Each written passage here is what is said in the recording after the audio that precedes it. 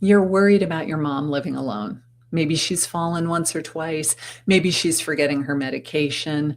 Maybe the house is getting harder for her to manage alone. And every time your phone rings, part of you wonders if something bad has happened because you don't live nearby. So you start looking at in home care. And at first, it feels like the obvious answer. She gets to stay in her house, you get some peace of mind, and it has to be cheaper than assisted living, right? Right? Well, not always, because the cost of in home care can change fast. And the number that families focus on first is usually not the number that actually decides which option costs less. So let's look at the real math. And here's something I didn't realize until I started looking into this. When people say an in home aide, I think most of us immediately assume it's someone with medical training, someone who can help mom if she falls, give her medication, notice if she's, deteriorating health wise, but that's not necessarily what you're paying for. A typical in home aide is usually helping with personal care, daily living, bathing, dressing, getting in and out of bed, in and out of the bathtub, cooking, light housekeeping, laundry, companionship. And yes, all of that is incredibly valuable, but it's not the same as having a nurse in the house. And if mom needs an actual skilled nursing care, now we're talking about a completely different level of care and a completely different price as well. An aide, we assume that they don't have a lot of medical training, and they typically charge around $30, $35 an hour. Let's say that you start with 10 hours a week. Maybe the aide comes Monday through Friday, 2 hours a day.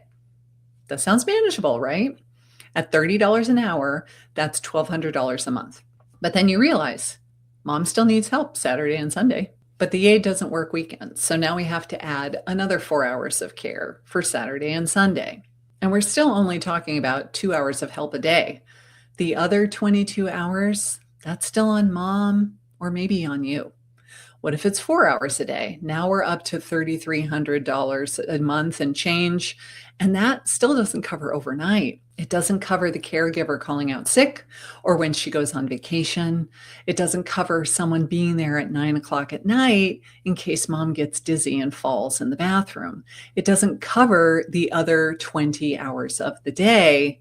And this is the point when people start saying, wait a minute, we are paying thousands of dollars a month for in-home care, and I'm still worried all the time. As stressful as getting older is on the seniors, I think it's just as stressful, if not more so, on the adult children, especially when they live out of the area. That is when you have to stop comparing the hourly rate to the cost of assisted living. We have to compare the entire picture.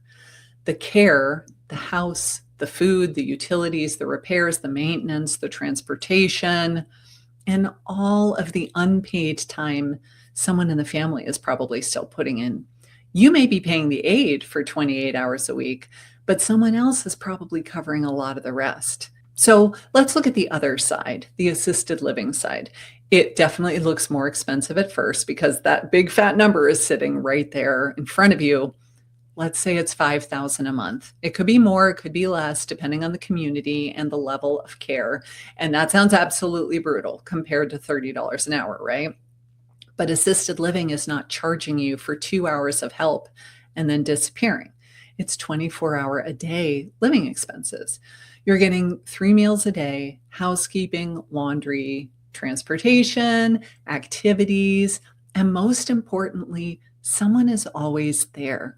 Not necessarily standing by your mom 24 hours a day, but there's staff in the building if something should happen. If mom is a fall risk, a nurse's aide can sit on the couch while she's in the shower just to be nearby, just in case. And that is a completely different kind of coverage. This is where the comparison gets very important.